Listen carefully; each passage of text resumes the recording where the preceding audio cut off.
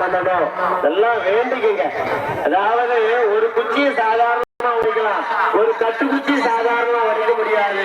இந்த கூட்டு வழிபாட்டுக்கு பன்மடங்கு பலம் அதிகம். இந்த கூட்டு வழிபாடு இருக்கு, பன்மடங்கு பலம் அதிகம். ஒரு கை தட்டினா ஓசை வராது, பல கை தட்டினாக்கா ஓசை வரும். ஒருவரால இருக்க முடியாது, ஊர் கூட்டி வைப்பாக இருக்க முடியும். அதனால இப்படி ஒரு கோலாகலமான நிகழ்ச்சி. உண்மையாக சொல்றேன், இந்த ஊர்ல எவ்வளவு பணக்கார கண்மன்ற வசதி வாய்ப்பு எவ்வளவு வாழ்ந்திருப்பாங்க. ஆனா இந்த தலைமுறையில நீங்க எல்லாம் செஞ்ச ஒரு தவப்பயன் முருகப்பெருமான் பாலநந்தாயபாடு உங்களெல்லாம் கொடுத்த ஒரு கிஃப்ட், ஒரு கும்பாபிஷேகம் என்பது 12 வருஷத்துக்கு அப்புறம் எப்படி சொல்லி நம்ம சார்ஜெல்லாம் நம்மளால பேச முடியாது. அந்த மாதிரி இன்னைக்கு காணிக்கைகள் எந்திரம், தங்கம், வெள்ளி, காசு எல்லாம் வச்சு பிரதிஷ்டை பண்ணிருக்காங்க. அதனுடைய காலம் எத்தனை ஆண்டு காலம்? 12 ஆண்டு காலம்.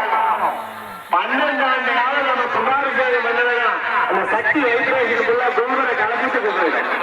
அடுத்து 12 ஆண்டு காலம் நம்ம பண்ணாதுக்குள்ள என்ன மரம் இருக்கோ அந்த மரத்துக்கு போயிடும். அடுத்து 12 பண்ணாதுக்கு ஆகாசத்துக்கு போயிடும். பேச முடியும், சார்புகள்லாம் பேச முடியாது. அதனால இந்த தமிழ் பல ஆண்டுகளுக்கு இப்படி அடுத்த 12 யார் பண்ணுவாங்க, எப்படி பண்ணுவாங்க அப்படின்னு நமக்கெல்லாம் தெரியாது. உலகிறார் பாலநந்தாயபாடி அவருக்குதான் தெரியும். இந்த தலைமுறையில் இப்படி ஒரு கோலாகலமான ஒரு கும்பாபிஷேகம், வரலாறு காணாத ஒரு கும்பாபிஷேகம். ரொம்ப அழகா 6 முகத்துக்கும் 6 யாகசாலை எல்லாம் அமைச்சு விநாயக பெருமாள் அழகா ஒரு சங்கரார சதுர்த்தியில வாங்க பலமா இருந்தாலும் சங்கரார சதுர்த்தியில் வந்து ஒரு அற்புத தமிழ் ஒரு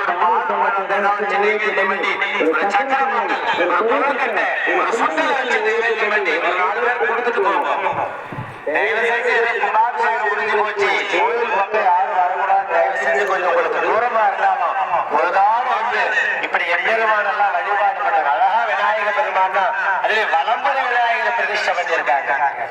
சங்கரஹர சதுர்த்தி, அதாவது பௌர்ணமி முடிஞ்சு 4வது நாள் வரக்கூடிய ஒரு சதுர்த்தி சங்கரஹர சதுர்த்தினே பேரு. நம்மளுடைய சங்கடங்கள்லாம் அகல வேண்டும் எம்பெருமானை என்று கூறி விநாயக பெருமான வழிபாடு பண்ணுங்க. சஷ்டி நாள்ல வந்து கந்த சஷ்டியெல்லாம் படிச்சு வழிபாடு பண்ணுங்க. மாலை பொழுதுல விவசாயி இருந்தாலும் ஒரு 5 மணி 6 மணி வாக்குல வந்து எம்பெருமான் முன்னாடி கந்த சஷ்டியெல்லாம் வச்சு புத்தகம்லாம் விற்கும், அழகா படிங்க.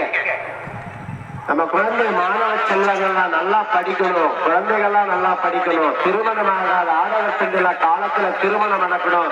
குழந்தை பாக்கியம் இல்லாத குழந்தை பாக்கியங்களில சுமங்கலியாருல தீர்க்க சுமங்கலியாருங்களும் இப்படிலாம் நல்லா வேண்டுங்க. எம்பெருமான் வேண்டத்தக்கதை வேண்ட முழுதும் தருவதை நம்ம என்னெல்லாம் வேண்டுமோ வேண்டியது வேண்டியவாறு அருளக்கூடிய எம்பெருமானாக நமக்கெல்லாம் மூர்த்தி சிறியதாயினும் கீர்த்தி பெருசுன்னு சொல்லுவோம். அழகா குழந்தை வடிவில் இருக்கார் முருகப்பெருமான். பாலதண்டாயுதபா, தண்டம்னா ஒரு தண்டத்தை வைத்திருக்கக்கூடிய பாடு, பால தண்டாயுதபாணி. பாலனா குழந்தை வடிவம், குழந்தை பருவம். அப்படிப்பட்ட பாலதண்டாயுதபாணியாக நமக்கெல்லாம் காட்சி அளிக்கக்கூடிய எம்பெருமானுக்கு சிறப்பான முறையிலே இப்பொழுது திருக்கல்யாண வைபவத்தினுடைய பூஜை எல்லாம் நடைபெற இருக்கின்றது. அழகாக பிரார்த்தனை பண்ணிக்கோ. நம்ம இளைஞர்களுடைய மாணவர்களுடைய திருமண குடும்பத்தில் இருக்கக்கூடிய குழந்தைகள் திருமணம் நடக்கிறது. இந்த வெளியிலான சிவசுப்பிரமணிய சுவாமியை எல்லாம் வேண்டிக்கோங்க, கண்டிப்பா திருமணம் நடக்கும். இந்த திருமண வைபவம் நிறைவடைந்த உடனே இந்த திருமண மாங்கல்ய வச்சு தேங்காய்லாம் ஏலம் விடுவாங்க. அந்த தேங்காயை ஏலம் எடுத்துட்டு நீங்க எல்லாம் பூஜை பண்ணி அந்த முருகப்பெருமானுக்கு உடைச்சீங்கன்னா கண்டிப்பா திருமணம் நடக்கும் என்பது ஒரு ஐதீகம். அந்த மாங்கல்ய சுத்தன ஒரு திருமாங்கல்ய தேங்கானே பேரு. அதனால இதெல்லாம் வாங்கி பயன்பெற்று வாழ்க்கையில நாம எல்லாம் சகல சௌபாக்கியங்களும் அஷ்ட ஐஸ்வர்யங்களும் நல்ல வேண்டும் என்று கூறி இப்பொழுது பூஜைகளாக நடைபெற்று திருமாங்கல்ய நாயகன் மங்கள ஆரத்தி சால திருநீதி விழா ஆகிய நிகழ்ச்சிகளாக நடைபெற்றது. மற்றபடி பெருமக்களே வரலீங்களா?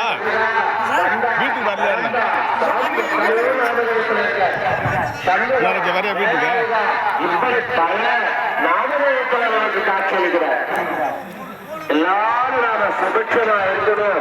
லோகத்துல கஷ்டம் இல்லாத ஆளு ஒருத்தரும் கிடையாது. ஏதாவது ஒரு ரூபத்துல கஷ்டம்.